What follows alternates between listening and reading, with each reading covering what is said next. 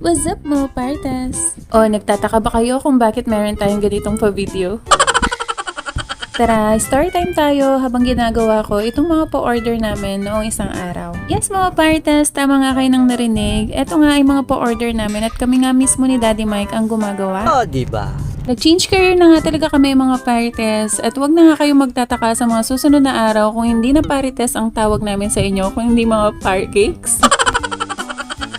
Ito nga rin yung isang dahilan kung bakit wala nga kaming masyadong mga uploads. Nagsimula nga ito nang magpa-order nga kami ng mga mini donuts.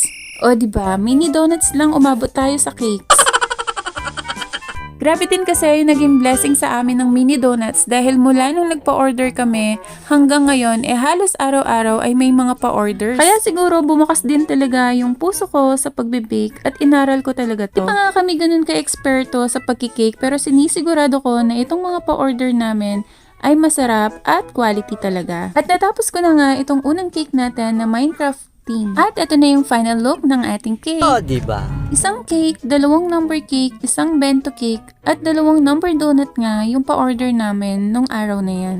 Yung number donuts nga yung pinakamabenta sa amin dahil bukod sa kakaiba nga siya, mas mura siya kaysa sa cake. Hindi pa nga ganun kalakasan yung mga pa-orders natin sa cake pero syempre dapat positive lang at i-look forward natin yung mga magiging customers natin. At mabalik nga tayo sa kwentuhan at grabe pala talaga ang maging isang baker. Ngayon ko nga din talaga naintindihan kung bakit hindi natin talaga pwedeng i-compare yung mga home baker cakes sa mga commercial cakes. Ang ibig ko sabihin, yung mga customized cakes versus sa mga nabibili lang sa mga bakery na cake. Hindi kasi talaga biro yung time na ginugugol ng mga home bakers para sa mga cakes na ino-order natin. Kasi pag home baker ka, yung isang araw mo sa isang cake ay kulang pa. Plus, sobrang mahal din talaga ng mga ingredients at mga gamit sa pagkikake. At ito na yung final look ng ating cake. Oh, diba?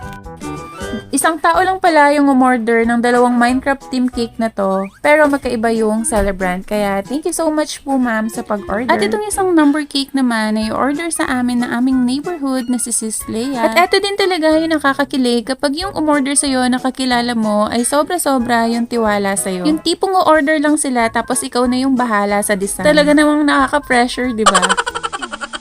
Eto nga din siguro mga parites, yung nagustuhan namin sa paggawa ng cakes yung pagde-design. Eto din kasi yung hilig namin ng Daddy Mike, yung pagiging creative or pagiging artist, ganun. Lakasan na lang talaga ng loob at tiwala talaga sa sarili ang kailangan. Kaya kung may mga bagay nga din kayong mga gustong gawin, ay i-push nyo na yan. Dahil lahat naman ng bagay ay pwedeng pag-aralan at pwedeng matutunan. At magiging madali nga lang din ang isang bagay, lalo na kapag nasa puso mo yung ginagawa mo. Kaya naman mga party cakes, mga party ay siguradong masusundan pa nga itong mga cake vlogs namin dito sa aming page. At eto na nga yung final look ng ating cake. Oh, diba?